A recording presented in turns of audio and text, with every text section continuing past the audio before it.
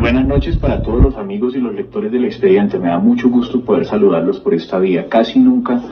hacemos un video, pero hoy lo consideré necesario porque publicamos una investigación muy importante relacionada con el senador Iván Cepeda y el proceso que se siguió por el asesinato de su padre, el entonces senador de la Unión Patriótica, Manuel Cepeda. El expediente conoció un testimonio de un falso testigo que le confesó a un juez de la República haber mentido, haber inculpado de manera injusta a dos suboficiales del ejército que terminaron condenados a 43 años por ese asesinato. Según esos oficiales con quienes conversamos en el expediente y según la declaración de ese testigo, el entonces activista de derechos humanos Iván Cepeda, quien visitaba frecuentemente las cárceles del país con el pretexto de dar clases de derechos humanos, abordó al falso testigo y con distintos ofrecimientos, prebendas y beneficios consiguió que éste accediera a declarar en contra de dos oficiales del ejército. Cepeda necesitaba tener a agentes del Estado como responsables de ese crimen para posteriormente poder emprender las acciones judiciales en contra del Estado colombiano. Acciones judiciales ante la Comisión Interamericana de Derechos Humanos que determinaron que se trató de un crimen de Estado por el que el gobierno nacional, a través del entonces ministro del Interior, Germán Vargas Lleras, ofreció disculpas al senador Cepeda y a su familia, y crimen de Estado por el que el senador recibió una indemnización cercana a los 1.000 millones de pesos. El testimonio que publica el expediente es un testimonio que forma parte de un proceso judicial y es un testimonio que sirvió como base para que los dos suboficiales condenados le estén solicitando en este momento a la Corte Suprema de Justicia que revise su condena y que tenga en cuenta la confesión de esa persona que dice que se prestó para mentir por solicitud de Iván Cepeda Castro. En el expediente también publicamos una comunicación interna de la Corte Suprema de Justicia el pasado 17 de noviembre en la que la secretaria de la Sala Penal de la Corte le solicita a la Sala de Casación Penal que comiencen a darle trámite a esa investigación y que se atienda la solicitud que presenta el abogado de los dos suboficiales que están solicitando la revisión de su condena. También podemos informar que esta investigación terminará en una denuncia penal ante la Fiscalía General de la Nación que presentará el periodista Ervin Hoyos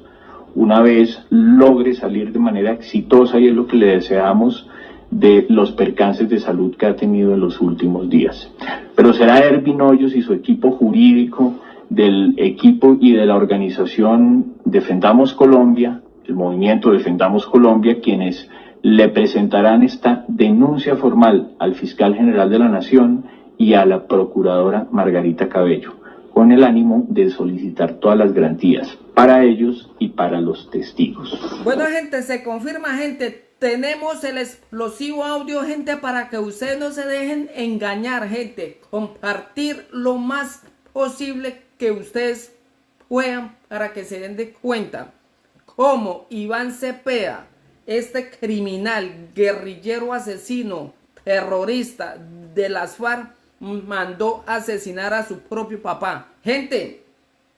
después de asesinarlo, buscó responsable de la fuerza pública, pagó a falsos testigos para que declararan en contra de militares y condenar, gente, a la fuerza pública por el asesinato de su propio papá. Gente, fue Iván Cepeda el que planeó el asesinato de su propio papá. Esta rata, recordemos, Manuel Cepeda, era un miembro del grupo terrorista de las FARC. Este lo asesinó las mismas FARC, porque Iván Cepeda dio la orden, porque el papá estaba torciéndose, porque estaba yendo a Estados Unidos a negociar a escondidas de ese grupo terrorista y estaba robando a ese grupo terrorista, y entonces la orden fue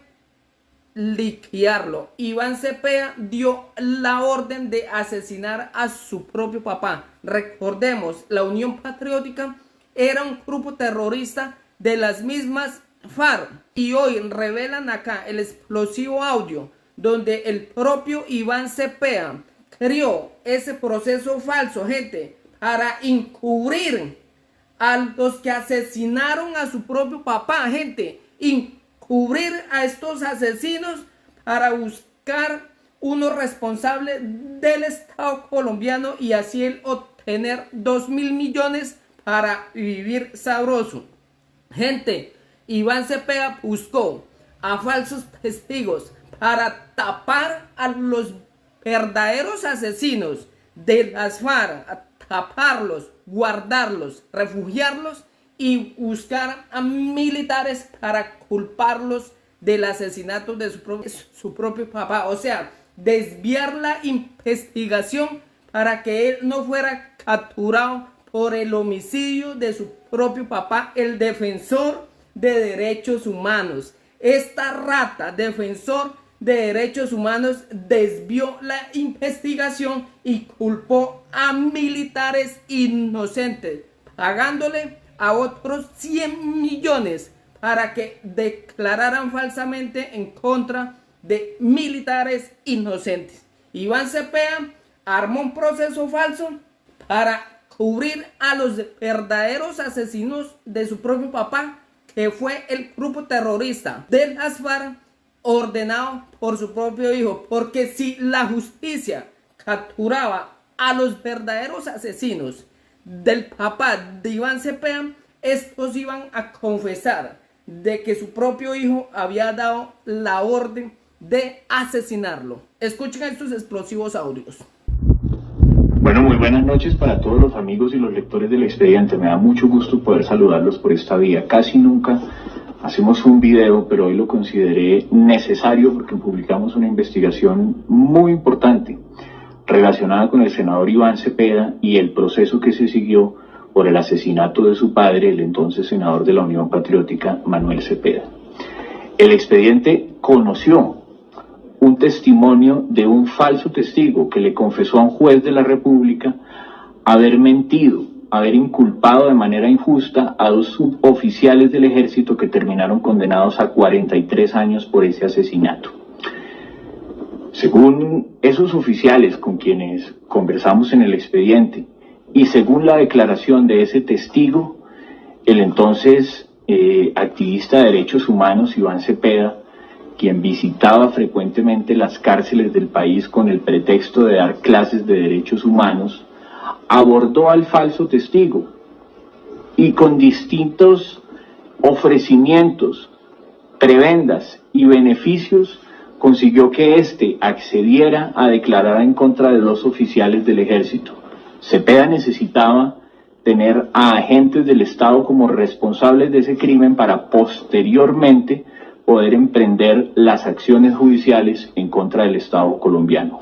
Acciones judiciales ante la Comisión Interamericana de Derechos Humanos que determinaron que se trató de un crimen de Estado por el que el gobierno nacional, a través del entonces ministro del Interior Germán Vargas Lleras, ofreció disculpas al senador Cepeda y a su familia, y crimen de Estado por el que el senador recibió una indemnización cercana a los 1.000 millones de pesos. El testimonio que publica el expediente es un testimonio que forma parte de un proceso judicial y es un testimonio que sirvió como base para que los 2 suboficiales condenados le estén solicitando en este momento a la Corte Suprema de Justicia que revise su condena y que tenga en cuenta la confesión de esa persona que dice que se prestó para mentir por solicitud de Iván Cepeda Castro. En el expediente también publicamos una comunicación interna de la Corte Suprema de Justicia el pasado 17 de noviembre, en la que la secretaria de la Sala Penal de la Corte le solicita a la Sala de Casación Penal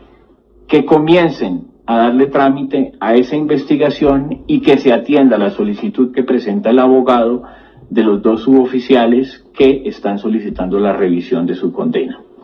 También podemos informar que esta investigación terminará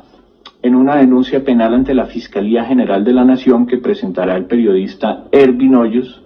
una vez logre salir de manera exitosa, y es lo que le deseamos, de los percances de salud que ha tenido en los últimos días. Pero será Ervin Hoyos y su equipo jurídico del equipo y de la organización Defendamos Colombia, el movimiento Defendamos Colombia, quienes le presentarán esta denuncia formal al fiscal general de la Nación y a la procuradora Margarita Cabello, con el ánimo de solicitar todas las garantías para ellos y para los testigos.